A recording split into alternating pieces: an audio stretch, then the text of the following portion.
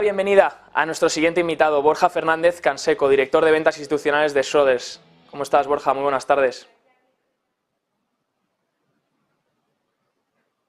Borja, a ver si podemos escucharte.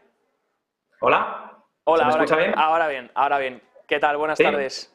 ¿Qué tal? Buenas tardes.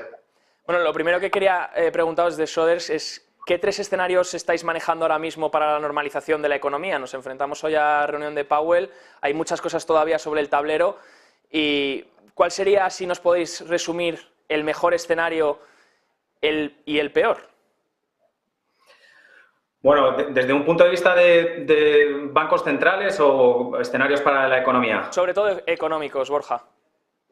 Bueno, pues ahora mismo hay tres escenarios clave, ¿no? Y es el ejercicio que estamos haciendo principalmente para todas las carteras de renta fija. Y lamentablemente parece que cada semana que avanza nos vamos sesgando más hacia la parte de en qué medida esto va a ser un aterrizaje suave de la economía o un aterrizaje brusco. Los tres escenarios, por tanto, serían aterrizaje brusco o aterrizaje suave y luego un no aterrizaje, como determinan los ingleses, aunque este escenario sería un poco lo que se puso en precio en el mes de febrero, que es, oye, tipos altos para un periodo de tiempo más prolongado de lo que espera el mercado. ¿Creéis que estamos también cada vez más cerca de un cambio de narrativa de inflación y crecimiento? Estamos viendo que, que el año 2022 se ha caracterizado por una alta inflación, un crecimiento que de hecho ha sorprendido en 2023, que se esperaban mayores caídas en diferentes indicadores económicos que no se han realizado todavía. ¿Ahora creéis que estamos a lo mejor cerca de un cambio de narrativa? Bueno, eso es lo que nosotros entendemos que uno de los factores muy positivos, por ejemplo, que estamos viendo y sobre todo para responder a esta pregunta nos estamos fijando sobre todo en el mercado de bonos. Y el mercado de bonos lo que nos está diciendo o lo que nosotros estamos entendiendo es que tiene ganas de dar ese cambio de narrativa y me explico. El año pasado, en todo 2022, el mercado se movió por unas dinámicas al son de los tipos de interés por parte de los bancos centrales y este año, por contra, lo que hemos visto en los mercados de renta fija es que esa correlación muy positiva entre tipos de interés y diferenciales de crédito entre las empresas se ha roto. Eso son buenas noticias para el mercado de renta fija y lo que nos está diciendo, por otro lado, como os decía, es que la narrativa o, bueno, los mercados de renta fija están empezando a poner en precio que la narrativa va a pasar en un periodo de tiempo bastante razonable o corto de inflación a crecimiento y eso es lo que hemos estado viendo las últimas semanas que está poniendo en precio. No así, por ejemplo, los mercados de renta variable que quieren quemar esa etapa de no pasar por una narrativa de poner en duda crecimiento económico y obviamente tirar con mayor virulencia, ¿no? Por decirlo de alguna manera, sin quemar esa etapa de posible recesión de beneficios o realmente si la economía se va a un escenario de contracción económica. Eso quería profundizar también, Borja, el tema de la parte de renta fija, como bien has comentado. Hemos visto movimientos muy bruscos en la última semana, sobre todo en esa parte corta de la curva, donde veíamos caídas de los intereses a 2 años caer más de 100 puntos básicos, si no me equivoco, en Estados Unidos. Y este cambio en la curva de tipos, este cambio que se está viendo en las rentabilidades de los bonos, ¿cómo lo estáis viendo desde Schroders? ¿Cómo tenemos que mirarlo? Pues desde un punto de vista de inversión europeo, que es un poco lo que nos ocupa, es cierto que hemos visto movimientos en la parte corta de la curva, como bien decías, de muchísima virulencia, no veíamos este tipo de volatilidades en los tipos de interés desde hace muchísimo tiempo, pero desde luego yo creo que el mensaje claro, el que estamos dando nosotros a nuestros clientes es que si esa narrativa o ese cambio de narrativa de inflación a crecimiento se puede dar en el corto plazo y obviamente lo que estamos intentando calibrar y la pregunta que se deberían de hacer los inversores es a qué escenario de contracción y sobre todo de qué grado de contracción estamos hablando, esa parte de duración puede funcionar.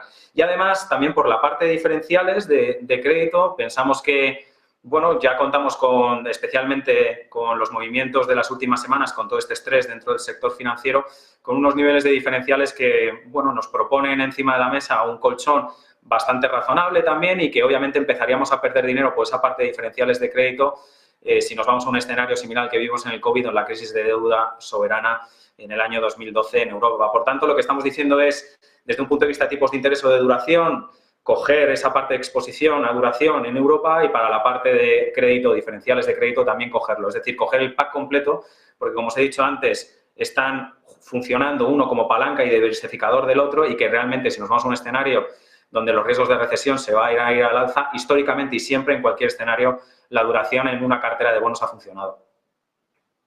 Pues nos quedamos con ese consejo sobre la duración, exponerse poco a poco. y sobre todo de cara a recesión, ¿no? Quería preguntarte también sobre bueno, la subida de tipos de interés de la Reserva Federal. Estamos en un punto ya que puede ser un punto de inflexión ahora de cara a lo que está pasando en el riesgo bancario. ¿Qué esperáis de esta reunión de Powell que tendremos esta tarde?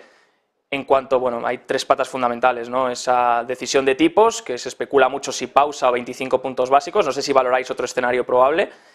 Luego las proyecciones y, por último, cómo diga el discurso las cosas.